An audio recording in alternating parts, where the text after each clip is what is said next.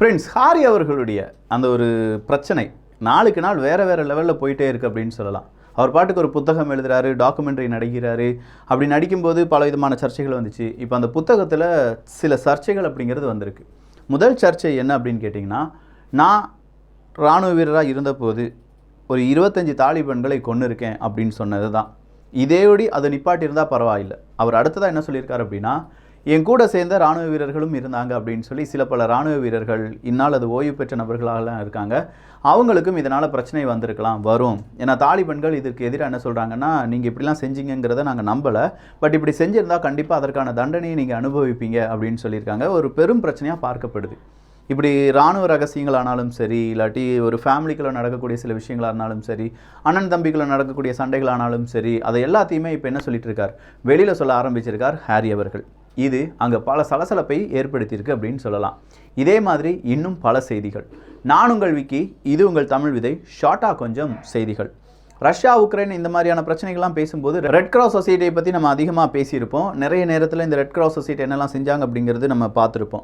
இந்தியாவில் red cross society அது எப்படி வந்துச்சு, ஏன் வந்துச்சு, என்னென்ன செஞ்சுருக்காங்க அப்படிங்கிறதுக்கான தமிழ் ஆடியோ புக்கை ரிலீஸ் பண்ணியிருக்காங்க குக் எஃப்எம். அதை நீங்கள் கேட்கணும்னா குக் எஃப்எம் டவுன்லோட் பண்ணிக்கோங்க. டவுன்லோட் பண்ணுறதுக்கான லிங்க் எல்லாமே டிஸ்கிரிப்ஷனில் கொடுத்துருக்கேன். அப்படி டவுன்லோட் பண்ண பிறகு 50% டிஸ்கவுண்ட் கிடைப்பதற்கு யூஸ் பண்ண வேண்டிய கோட் விதை 50 அப்படிங்கிறது தான்.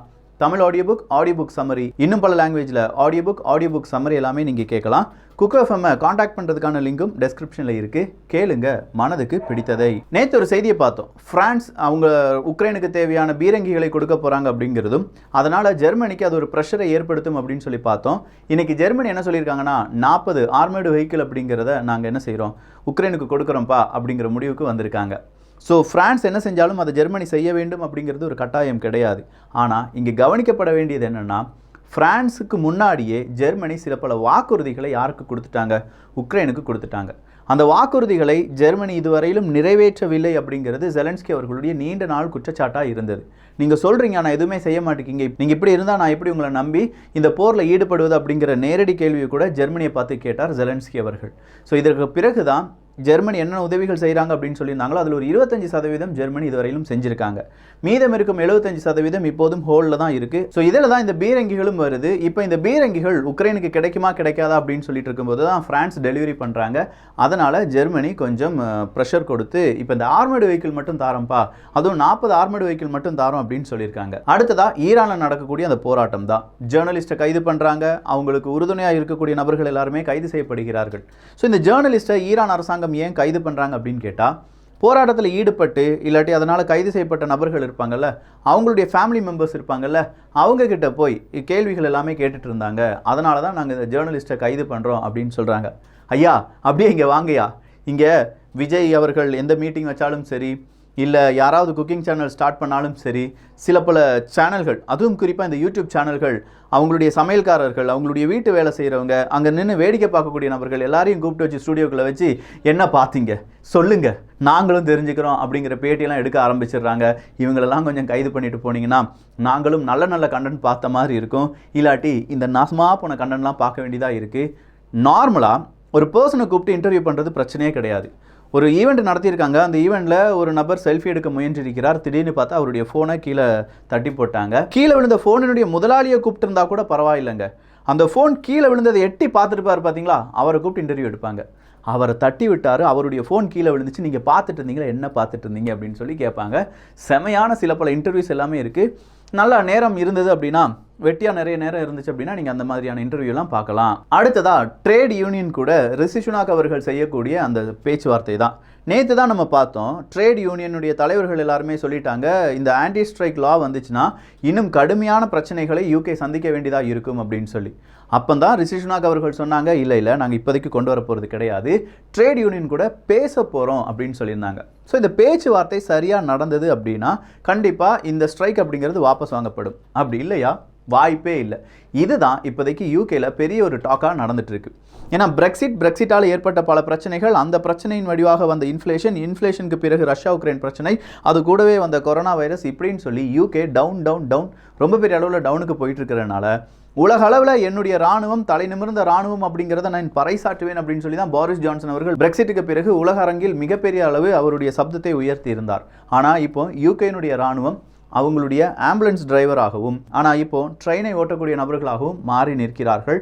இது யூகேக்கு மட்டும் கிடையாது, போரிஸ் ஜான்சன் அவர்களுக்கும் பெரிய ஒரு வருத்தத்தை தந்திருக்கலாம். அடுத்ததா சீனா மற்றும் தைவான். என்னப்பா ரொம்ப நாளாக அமைதியாக இருந்துச்சு, அமைதி பூங்கா மாதிரி இருந்துச்சு, ஒரு செய்தியும் வராமல் இருந்துச்சு அப்படின்னு கேட்டால் இன்னைக்கு வந்துருச்சு. அமெரிக்காவினுடைய வார்ஷிப் நேராக தைவான் ஸ்ட்ரைட்டுக்குள்ளோடி போய் அப்படியே போயிருக்கு. உடனே இங்கேருந்து சீனா அப்படியே விட்டுட்டாங்க. அவங்களுடைய வார்ஷிப்பெல்லாம் நிப்பாட்டி அந்தந்த இடத்துல என்னப்பா அமெரிக்கா இந்த தைவான் ஸ்ட்ரைட்டுக்குள்ளே வந்துட்டு இருக்க, நாங்கள் இருக்கிறது தெரியலையா அப்படிலாம் கேட்டுட்டு இருக்கும்போது அமெரிக்கா, ஏன் நட்பு நாடுக்கு நான் வந்திருக்கேன், உனக்கு ஏன்டா பதில் சொல்லணும் அப்படின்னு சொல்லி கேட்க, உடனே அங்கேருந்து ஜப்பான், அமெரிக்கா இவனும் இந்த மாதிரி ஐலண்டில் செங்குக்கு ஐலண்ட்லாம் இருக்குது பார்த்தீங்களா, அங்கெல்லாம் சீனா ரொம்ப பெரிய அளவில் ரோந்து நடவடிக்கையில் ஈடுபட்டு இருக்காங்க, பெசாம உன்னுடைய பேட்ரியட் மிசைல் அங்கே வச்சிடலாமா அப்படிங்கிற ஒரு கேள்வியை கேட்டிருக்காங்க. அதுக்கு அமெரிக்காவும் ஓ நான் ரெடியே அப்படின்னு சொல்லி ஜப்பானுக்கு பேட்ரியட் மிசைல்ஸ் செங்குக்கு ஐலண்ட்லாம் வைக்க போகிறதா ஒரு அறிவிப்பு வெளியாகி இருக்கிறது.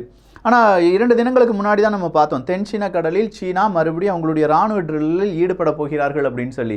தென்சீன கடல்னா அங்கே தான் செங்குக்கு ஐலண்ட் வருது, அந்த செங்குக்கு ஐலண்டு கிட்ட தான் இப்போ பேட்ரியட் மிசைல் வைக்க போகிறாங்க ஜப்பான். அதுக்கு உறுதியாக இல்லாட்டி உறுதுணையாக இருக்க போகிறது யார் அப்படின்னு கேட்டிங்கன்னா அமெரிக்கா ஜப்பான் ஒன்றிணைந்து சீனாவை எதிர்க்கிறார்கள். அவ்வளோதான் முடிஞ்சிருச்சு. ஸோ இந்த மாதிரியான காய் நகரத்திலையும் அமெரிக்கா ஜப்பான் சேர்ந்து சீனாவை எதிர்த்து வருகிறார்கள். சீனாவினுடைய ஆதரவை மிகப்பெரிய அளவில் கோரி வருகிறது ரஷ்யா அப்படிங்கிற செய்தியும் இன்று வெளியாகி இருக்கிறது. 2023 அடுத்த கட்டத்துக்கு நான் நகர வேண்டும் என்றால் எனக்கு பணபலமும் அதே நேரத்தில் எனக்கு உகந்த நண்பர்களும் வேணும். இதுவரையிலும் ரஷ்யா சீனாவினுடைய உறவு வரலாற்றில் இப்படி ஒரு பெரிய உறவாக மாறினதே கிடையாது. இப்போ அந்த உறவு வந்திருக்கிறது. எனவே அவங்களுடைய ஃபுல் சப்போர்ட் எங்களுக்கு வேணும். 2023 நாங்கள் செய்கிற எந்த மிலிட்ரி ஆப்ரேஷனாக இருந்தாலும் சரி அது சீனாவினுடைய உதவியுடன் இருக்க வேண்டும் அப்படின்னு சொல்லி ரஷ்யா கேட்டுக்கொண்டதாகவும், இதை பற்றி டிஸ்கஷனுக்காக ஜி ஜின்பிங் அவர்களே ரஷ்யாவுக்கு வரப்போகிறார் அப்படிங்கிற ஒரு செய்தியும் வெளியாகி இருக்கிறது. யூகேனுடைய பட்ஜெட்டை பொறுத்த வரைக்கும் அங்கே இருக்கக்கூடிய பிசினஸ்ல 85% வீழ்ச்சி அடைந்து விட்டது. ஸோ இப்படி 85% வீழ்ச்சி அடைந்த பிசினஸ் எல்லாம் தூக்கி நிப்பாட்டுறதுக்கு யூகேனுடைய பட்ஜெட் உதவியாக இருக்கலாம் அப்படின்னு சொல்றாங்க.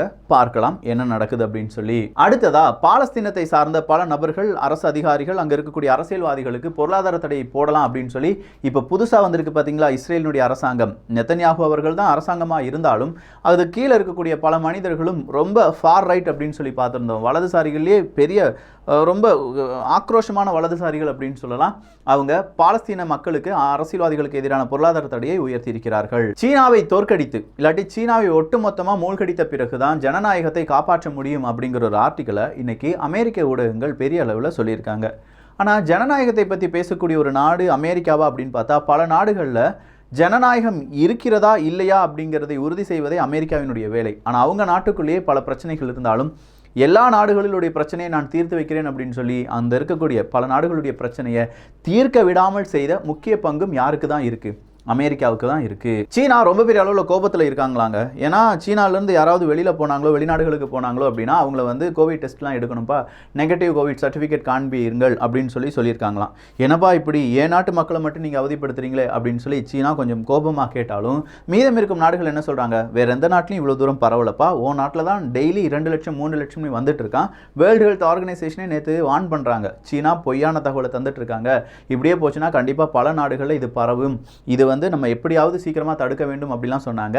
இதற்கு மத்தியில் சீனாவினுடைய இந்த செய்தியும் வெளியாகி இருக்கிறது. அல் ஷபாப் டெரர் அட்டாக் அப்படிங்கிறது சொமாலியாவில் இன்னைக்கு நடந்து 7 நபர்கள் கொல்லப்பட்டிருக்கிறார்கள். உகாண்டால, நார்த்தன் உகாண்டால ஒரு பஸ் கவிழ்ந்து கிட்டத்தட்ட 16 நபர்கள் உயிரிழந்து விட்டார்கள் அப்படிங்கிற செய்தியும் வெளியாகி இருக்கிறது. குளோபல் ஃபுட் பிரைஸ் அப்படிங்கிறது உலக அளவில் ஃபுட் அப்படிங்கிறதுக்கான பிரைஸ், அது ஃபுட்டாக இருக்கலாம், ஃபுட் அக்ரிகல்ச்சர் ப்ராடக்டாக இருக்கலாம், அது எல்லாத்துக்குமே விலை உயர்ந்து இருக்கிறது. வரலாறு காணாத அளவுக்கான விலை 2022 பதிவு செய்யப்பட்டிருக்கிறது அப்படின்னு சொல்லியிருக்காங்க. ஸோ இதை விட கூடுதலான ஃபுட் பிரைஸ் அப்படிங்கிறது 2023 இருக்கும் அப்படின்னும் கணிக்கப்பட்டிருக்கிறது.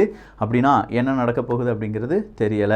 மெக்சிகோலையும் இன்னைக்கு பெரிய ஒரு பதட்டம் வந்திருக்கிறது. சாப்போஸ் அவர்களுடைய மகன் கைது செய்யப்பட்டிருப்பதால் தான் மெக்சிகோல இந்த ஒரு கலவரம் வந்திருப்பதாகவும், அந்த கலவரத்தை அடக்குவதற்காக மெக்சிகோ அரசாங்கம் முயன்றும் அது பலனளிக்கவில்லை அப்படிங்கிற ஒரு அப்டேட்டும் வந்திருக்கிறது. சீனால கொரோனா வைரஸ் ரொம்ப கூடுதலா பரவணும்னே எல்லா நாடுகளுமே உதவி செய்யணும் அப்படின்னு சொன்னாங்க. ஏன் தைவான் கூட கேட்டாங்க, நான் வேணா உதவி செய்யட்டுமா அப்படின்னு சொல்லி. அப்ப அமெரிக்காவும் என்ன சொன்னாங்கன்னா, என்கிட்ட நிறைய வேக்சின் இருக்குப்பா, அதை வேணா உனக்கு தரட்டுமா அப்படின்னு கேட்டபோது இல்லை எங்ககிட்ட எல்லாம் இருக்கு, நாங்கள் பார்த்துக்கிறோம் அப்படின்னு சொல்லி சீனா பதில் சொல்லியிருக்காங்க. ஸோ அமெரிக்காவினுடைய உதவியை மறுத்து இருக்கிறது சீனா. இந்தியாவும் உதவி செய்வதற்கு தயார் அப்படிங்கிற அறிவிப்பை கொடுத்திருக்கிறார்கள்.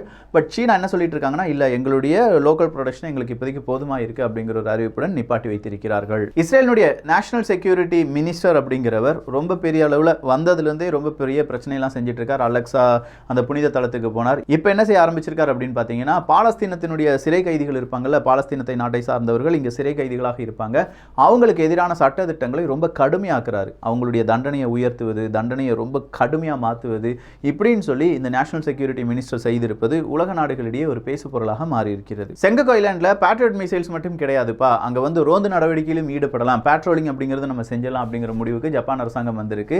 ஸோ பேட்ரியட் மிசைல்ஸ் அங்கே நிறுத்தப்படுமா அப்படின்னு கேட்டால், அது கூடவே ஜப்பானுடைய ராணுவ பேசஸ்ல அமெரிக்காவுக்கு ஆதரவாக ஒரு விமான பேஸ் அப்படிங்கிறது இருக்கு. ஸோ இந்த விமான பேஸை வச்சு தான் அமெரிக்கா சீனாவை கவுண்டர் அட்டாக் கொடுப்பாங்க அப்படிங்கிறதும், அதை சுற்றி இருக்கக்கூடிய விமானங்களை புதுரக விமானங்களாக அமெரிக்கா மாற்றி வருகிறது அப்படிங்கிற செய்தியும் வெளியாகி இருக்கிறது. ஹிலாரி கிளின்டன் அவர்கள், அதாவது அமெரிக்காவினுடைய பிரசிடென்ட் தேர்தலாக இருந்த ஹிலாரி கிளின்டன் அவர்கள் கொலம்பியா யூனிவர்சிட்டியில் குளோபல் அஃபேர்ஸினுடைய ஒரு ப்ரொஃபஸராக மாறி நிற்கிறார் அப்படிங்கிற ஒரு செய்தி எல்லாருக்குமே கொஞ்சம் வியப்பாக இருக்கு. நம்ம ஊர் அரசியல்வாதிகளும் இதே மாதிரி போனாங்கன்னா, ப்ரொஃபஸர், டீச்சர்ஸ் இப்படிலாம் போனாங்கன்னா நல்லா இருக்கும். 1-2 அரசியல்வாதிகளை தவிர அந்த மாதிரியான அரசியல்வாதிகள் நம்ம ஊர்ல அதிகமாக கிடையாது அப்படின்னே சொல்லிடலாம். மியான்மர்ல நிறைய நபர்கள், சிறை கைதிகள் விடுதலை செய்யப்பட்டார்கள். கிட்டத்தட்ட 7000க்கும் அதிகமான நபர்கள் விடுதலை செய்யப்பட்டார்கள். அதுல 300க்கும் அதிகமான நபர்கள் அரசியல் கைதிகளாக இருந்தார்கள் அப்படிங்கிறது தான்.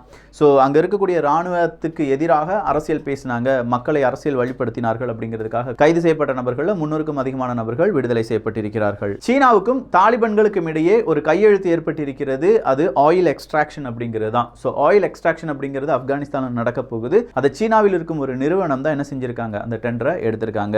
120 டெவலப்பிங் கண்ட்ரீஸ்னுடைய விர்ச்சுவல் சமிட் அப்படிங்கிறத யார் செய்ய போறாங்க, இந்தியா ஒரு கூட்டமைப்பா நடத்த போகிறது. G20 தலைவர் இந்தியா தான். ஸோ இந்த 120 டெவலப்பிங் கண்ட்ரீஸ் அப்படின்னு சொல்லும்போது அதற்கு ஆதரவான நிலைப்பாடை இந்தியா எடுத்து அதை உலக அரங்கில் நிலைநிறுத்துவார்கள் அப்படிங்கிற ஒரு எதிர்பார்ப்பு இந்தியாவின் பக்கம் திரும்பி இருக்கிறது. அமெரிக்காவும் ஜப்பானும் ஜனவரி 11ஆம் தேதி 2+2 செக்யூரிட்டி டாக்ல ஈடுபட போவதாக அறிவிப்புகள் வெளியாகி இருக்கின்றன. இந்த 2+2 செக்யூரிட்டி டாக்ல பல விஷயங்கள், குறிப்பாக சீனாவை பற்றியான விஷயங்கள் எல்லாமே டிஸ்கஸ் செய்யப்படும் அப்படிங்கிறதும் செய்தி குறிப்பாக வந்திருக்கிறது. கோத்தபய ராஜபக்சே அமெரிக்காவுக்கு போனார் அப்படின்னு சொல்லி நம்ம பார்த்தோம். அமெரிக்காவினுடைய குடியுரிமையை திரும்ப எனக்கு தாங்கப்பா அப்படின்னு சொல்லி கேட்டிருந்தார். அமெரிக்கா என்ன சொல்லிச்சோன்னு தெரியல, ஆனால் மறுபடியும் இலங்கைக்கே வந்திருக்காராம். ஒருவேளை பெட்டி பிடிக்கையெல்லாம் எடுக்க வந்திருக்காரா, இல்லை அமெரிக்கா அவருக்கு குடியுரிமை கொடுத்து விட்டதா பார்க்கலாம். ஏதாவது அப்டேட் இருந்துச்சுன்னா நீங்களும் உங்களுடைய கருத்துக்களை பதிவு செய்யலாம். கசக்ஸ்தானில் இருக்கக்கூடிய மெக்டொனால்ட்ஸ் அந்த நிறுவனம் அவங்களுடைய அந்த பிரான்ச் அங்கிருந்து க்ளோஸ் பண்ணுறாங்களாம். ஏன்னா சப்ளை செயின் பாதிப்பு ரொம்ப பெரிய அளவில் இருக்கு.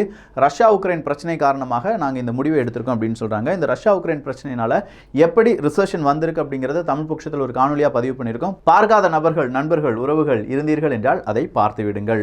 ஓவராலா இந்த செய்தியை பற்றிய உங்களுடைய கருத்துக்கள் இங்கே வரவேற்கப்படுகின்றன. எல்லோரும் தமிழ் விதையில் இணைந்திருங்கள். நல்லதை பகிர்ந்து நல்ல சமுதாயத்தை உருவாக்குவோம். நன்றி, வணக்கம்.